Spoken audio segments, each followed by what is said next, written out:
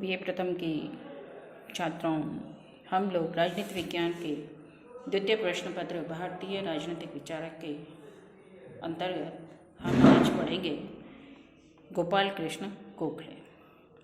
गोपाल कृष्ण गोखले का जन्म महाराष्ट्र के रत्नागिरी जिले के चिपलूर तालुका के कोटलक गांव में 9 मई 1866 में हुआ था। इनके पिता का नाम कृष्णराव, माता का नाम सत्यभामा था और 1888 में मुंबई विधान परिषद के सदस्य ये मनोनीत किए गए। 1902 में केंद्रीय विधान परिषद यानी सेंट्रल लेजिस्लेटिव काउंसिल के सदस्य नियुक्त हुए। दक्खन सभा या दक्षिण सभा की स्थापना 1896 में इन्होंने की थी और ये भारत सेवक संघ यानी सर्वेंट्स ऑफ इंडिया सोसाइटी की स्थापना इन्होंने 12 जून 1905 को की थी। इंग्लैंड की इन्होंने कई बार यात्राएं की और इन पे आर्थिक विचारों पर जो इनके प्रभाव पड़ा वो दादाभाई नौरोजी, महादेव गोविंद रानड़े, कृष्ण गणेश व्यंकटेश का पड़ा। अब हम जो गोखले के राजनीतिक विचारों के बारे में पढ़ते हैं तो राजनीतिक विचारों की जब हम बात करते हैं गोखले के, तो हम सबसे पहले देखते हैं उन्होंने ब्रिटिश शासन को एक ईश्वरीय वरदान माना था। उन्होंने कहा कि जो ब्रिटिश शासन है वो भारत के लिए एक पथ प्रदर्शक के रूप में कार्य करेगा और साथ ही क्योंकि ब्रिटिश शासन का जो लक्ष्य है वो इंग्लैंड का लाभ नहीं वरन भारत का नैतिक और भौतिक कल्याण था। वे भारत की सहायता करना चाहते हैं जिससे बाद में उच्चतर पाश्चात्य मूल्यों के अनुरूप स्वयं अपना शासन चलाने में हम समर्थ हो सकें। दूसरी बात आती है कि उन्होंने कहा कि ब्रिटिश साम्राज्य के अंदर भारत के लिए स्वराज संभव है। उन्होंने कहा, गोखले ने कहा कि भारत के लिए स्वराज अगर हम चाहते हैं तो परंतु इसे वे ब्रिटिश साम्राज्य के एक अंग के रूप में प्राप्त करना चाहते थे। वे उससे पृथक या अलग होकर स्वशासन प्राप्त करना नहीं चाहते थे। गोखले जी ने कहा कि भारतीय समस्याओं का एकमात्र समाधान स्वराज या स्वशासन है। ब्रिटिश नौकरशाही भारतीय समस्याओं से अनभिज्ञ थे।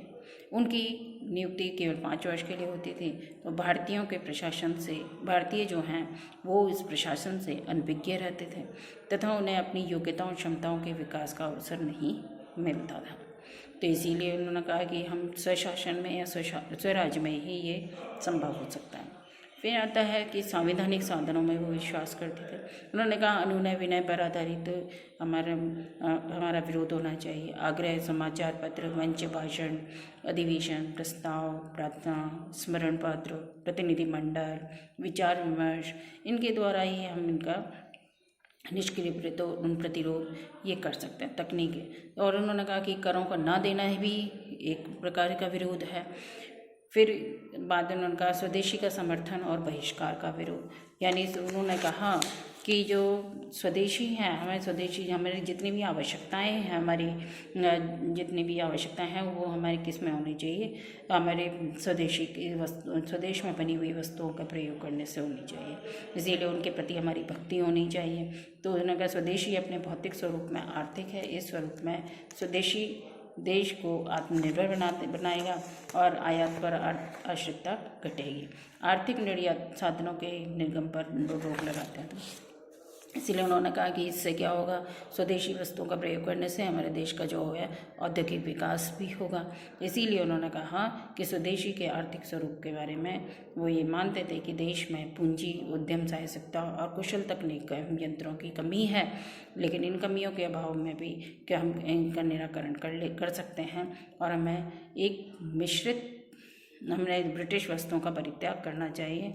और इसलिए हमें इसके रूप में उन्होंने कहा कि जब इसके पीछे जनमत का असाधारण समर्थन हो तो हम बहिष्कार निश्चय ही विरोधी पथ के क्रोध को जन्म देगा और देश का कोई भी सच्चा शुभ चिंतक तब तक ऐसे क्रोध को उकसाने का विकल्प नहीं चुनेगा जब तक यह नितांत अनिवार्य ना हो जाए।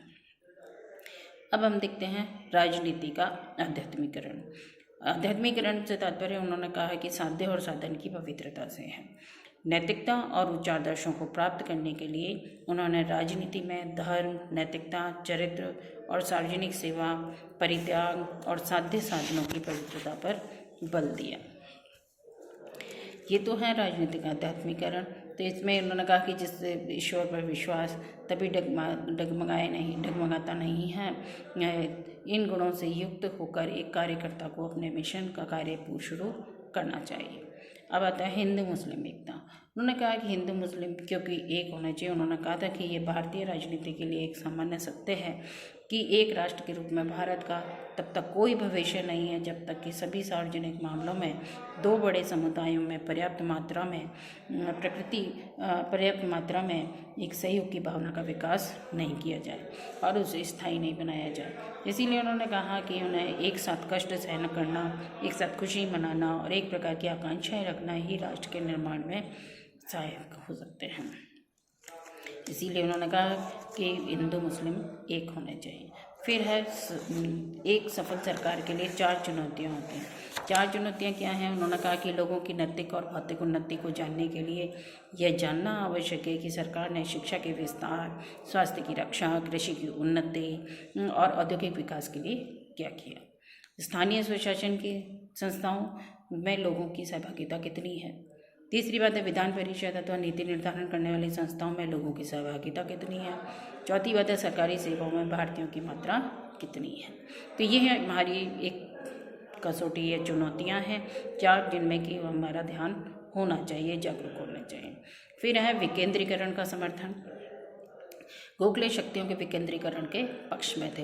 वो ये मानते थे कि केवल केंद्रीय और प्रांतीय स्तर पर ही विकेंद्रीकरण नहीं बल्कि जिला स्तर पर विकेंद्रीकरण भी होना चाहिए। जिला स्तरीय विकेंद्रीकरण से उनका अभिप्राय यह था कि जिला प्रशासन को केंद्रीय सरकार के सचिवालय और अनेक विशेष विभागों के नियंत्रण से उसे मुक्ति मिले। दूसरे जिले के लोगों को जिले के प्रशासन को प्रभावित करने के लिए अधिकाधिक अवसर दिए जाएं जब तक कि पदाधिकारी जनसेवक ना बन जाए। इसीलिए उन्होंने कहा कि इसके अंतर्गत हम उनको पूरे बजट पर और निर्वाचित सदस्यों की संख्या, विधान परिषदों का आकार, इनमें वृद्धि हो चाहते थे। फिर श्रेष्ठ व संकीर्ण साम्राज्यवाद। श्रेष्ठ व संकीर्ण साम्राज्यवाद का मतलब है, श्रेष्ठ का मतलब है कि सभी जातियों को सम्मान दिया जाना चाहिए, उन्हें सुविधाएं प्राप्त होनी चाहिए। और संकीर्ण साम्राज्यवाद का मतलब है कि एक जाति को प्रधान माना जाए और अन्य जितनी भी जातियां हैं वो केवल सेवा के लिए ही पैदा हुई हैं। इसलिए इस प्रकार का उन्होंने विरोध किया। फिर आता है सुशासन एवं स्वशासन। सुशासन एवं स्वशासन। सुशासन जो है वो कभी भी स्वशासन का स्थान नहीं ले सकता। उन्होंने कहा कि ब्रिटिश नौकरशाही से आग्रहपूर्वक कहते थे कि उनका उत्तरदायित्व केवल सुशासन से ही प्राप्त नहीं हो सकता, उसे इस ढंग से शासन चलाना चाहिए कि भारतीय स्वयं पश्चिम के उच्चतम आदर्शों के अनुसार अपने देश के शासन को चलाने की योग्यता और क्षमता ग्रहण कर सकें। तो ये तो हम देखें कि राजनीतिक विचार। अब हम देखते हैं आर्थिक विचार। आर्थिक विचारों में हम सब देखते हैं कि गोखले के जो आर्थिक विचार हैं उन पर आर्थिक विचारों पर कई जो नेता हैं, नीतिक आर्थिक अर्थशास्त्री हैं, उनका प्रभाव पड़ा। सबसे पहले पड़ा उनका दादा भाई नौरोजी। नौरोजी के आर्थिक बहाव के सिद्धांत का उनका प्रभाव पड़ा क्योंकि वो मौलिकता लिए हुए थे और उत्साह से पूर्ण थे। भारत के आर्थिक संसाधनों का ब्रिटेन की ओर बहाव जो है उसका कारण क्या है कि भारतीय प्रशासन में ब्रिटिश लोगों की अधिकता थी, तो इसीलिए उसको समाप्त किया जाना चाहिए। फिर आए राणा डे के आर्थिक विचारों का प्रभाव। वो उसमें दृष्टि की व्यापकता लिए हुए थे क्योंकि उन्होंने औद्योगिकरण की बात की थी। तो औद्योगिकरण जब हम बात करते हैं तो उन्होंने कहा कि प्राकृतिक शक्तियों की मानव श्रम के विरुद्ध एक प्रतिस्पर्धा होनी चाहिए। उन्होंने कहा कि भारत की दरिद्रता, दुर्गति और भौतिक बुराइयां भारत के धन का निष्कासन के कारण हैं। यह निष्कासन प्रतिवर्ष बढ़ता जा रहा था और देश निर्बल बनता जा रहा था। उन्होंने इसी भाव सिद्धांत को अपने आर्थिक विचारों का आधार नहीं बनाया। उन्होंने नौरोजी की भांति आर्थिक समस्याओं का अत्यधिक सरलीकरण करना नहीं चाहते थे। उनके आर्थिक विचार की वास्तविक आर्थिक स्थितियों से ज़्यादा प्रभावित थे। फिर है राणा डे के आर्थिक विचारों पर प्रभाव। राणा डे जो है राणा डे जी का बताएं। फिर अब आता है जीवी रोशी के विचारों का प्रभाव। जीवी जोशी जो हैं उनके अनुसार उन्होंने जो लिया सांख्यिकी ढांचे की प्रेरणा और अंतर्दृष्टि। गोखले के वेल्बी आयोग के समक्ष सरकार की राजस्व संबंधी नीति की आलोचना में जोशी के विचारों का प्रभाव पड़ा और इस प्रकार उन्होंने कुछ विचार जो हैं जैसे रानाडे के आर्थिक विचारों कि इसमें प्राकृतिक शक्तियों की भावना इसमें अंतर्गत उन्होंने इसीलिए सामाजिक और राजनीतिक और आर्थिक परिवर्तन की आवश्यकता महसूस की। तो इस प्रकार नौरोजी के आर्थिक बहाव, रानाडे की जो सामाजिक राजनीतिक आर्थिक परिवर्तनों का प्रभाव पड़ा और जीवी जोशी का सांख्यिकी ढांचे की प्रेरणा और अंतर्दृष्टि। इस प्रकार गोखले के आर्थिक विचार इनसे प्रभावित थे। अब इसके बारे में हम जब पढ़ेंगे तो आर्थिक संबंधों के बारे में, तो सबसे पहले हम देखते हैं सैनिक व्यय। उन्होंने कहा कि आरक्षित सेना का निर्माण होना चाहिए, शांति काल में अधिक खर्चा नहीं होना चाहिए, सेना का भारतीयकरण किया जाना चाहिए, यूरोपीय अधिकारियों को अधिक वेतन और भारतीय अधिकारियों को कम वेतन दिया जाता था, शिक्षित भारतीयों को रोजगार के अवसर दिए जाने चाहिए, भारतीय सीमाओं से बाहर सेना पर किए जाने वाले व्यय का भार साम्राज्यिक बजट पर पड़े। और दूसरी बात है उन्होंने कहा करों का दुराचार। भारतीय बजट के गवर्नर जनरल की विधान परिषद द्वारा इसको निर्धारित किया जाना चाहिए। 6 भारतीय विधायकों को कॉमन सभा के लिए नियुक्त किया जाना चाहिए और वित्त का विकेंद्रीकरण और प्रांतों को राजस्व के अधिक स्रोत दिए जाने चाहिए। सूती माल और नमक पर से कर को समाप्त किया जाना चाहिए। फिर उन्होंने जो गोखले जी ने रेलों के विस्तार का भी विरोध किया। उन्होंने कहा कि रेलों का जो विस्तार है वो ख़त्म किया जाना चाहिए। उनका कहना था कि सरकार ऐसे विषयों पर धन को अधिक खर्च करती है जिनका संबंध ब्रिटिश साम्राज्य के विस्तार और नियंत्रण से है। तो इसीलिए उन्होंने कहा कि जो ये रेलों का विस्तार जो है ब्रिटिश के वाणिज्य और व्यापार के धनाढ़यों के हितों से अधिक था, लोगों के कल्याण से उसका संबंध नहीं था। तो भारत के लोगों के कल्याण और उसके औद्योगिकरण अथवा उसकी अर्थव्यवस्था के पुनर्जीवन के उद्देश्य को लेकर नहीं किया गया था। तो गोखले ये कहते थे कि रेलों का विस्तार भारत के संसाधनों के शोषण में सहायक है। तो यह भारत के कुटीर और लघु उद्योगों के विनाश और बेरोजगारी के में बढ़ोतरी और कृषि भूमि पर अत्यधिक भार के लिए उत्तरदायी है। फिर है सहकारी साख समितियों की स्थापना। उन्होंने कहा कि लैंड एलिएशन एक्ट का विरोध किया। उन्होंने किसानों को भूमि गिरवी रखने के अधिकार से उनको वंचित कर दिया गया। सहकारी साख समितियां स्थापित की गई। कुटीर उद्योगों का संरक्षण और स्वदेशी के सिद्धांत के अनुसार सार्वजनिक समर्थन किया जाना चाहिए। तो इस प्रकार उन्होंने कहा कि यहाँ पर जो है वो भारत के जो उद्योगों को संरक्षण देने व स्वदेशी के सिद्धांत के अनुसार हथकरघा वस्तुओं के सार्वजनिक समर्थन का सुझाव उन्होंने दिया था। फिर है औद्योगिकरण एवं तकनीकी शिक्षा। औद्योगिकरण भारत के उद्योगपतियों को विदेशों में मंडियां खोलने का सुझाव दिया। नवयुवकों को तकनीकी शिक्षा में प्रशिक्षण देने और अपने क्षेत्र में निपुणता प्राप्त करने पर जोर दिया। फिर उन्होंने दिया आय और व्यय में संतुलन। उन्होंने कहा कि व्यय जो अनियंत्रित प्रबंध होना चाहिए, त्रुटिपूर्ण संवैधानिक नियंत्रण होता है, विदेशी आधिपत्य में अंतर्निहित त्रुटियों और संसाधनों के दोहने के कारण भारत की भौतिक उन्नति अवरुद्ध हुई है।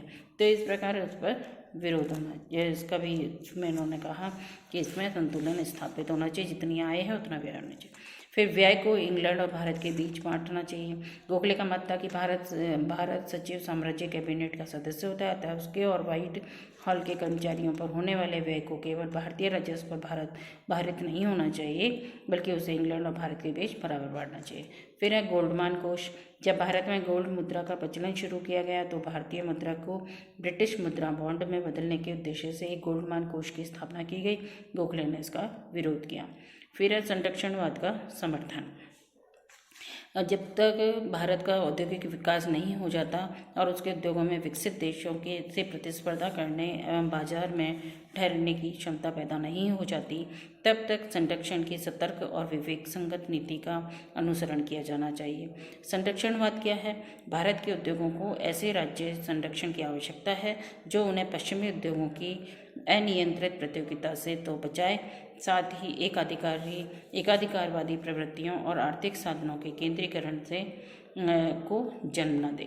फिर है स्वदेशी का समर्थन और बहिष्कार का विरोध। इसमें स्वदेशी का समर्थन किया जाना चाहिए, जिससे कि उद्योगों का विकास हो सके। और जो बहिष्कार उनका किया जाना चाहिए कि या जो विदेशी वस्तुएं हैं उनका विरोध बहिष्कार किया जाना चाहिए। धन्यवाद।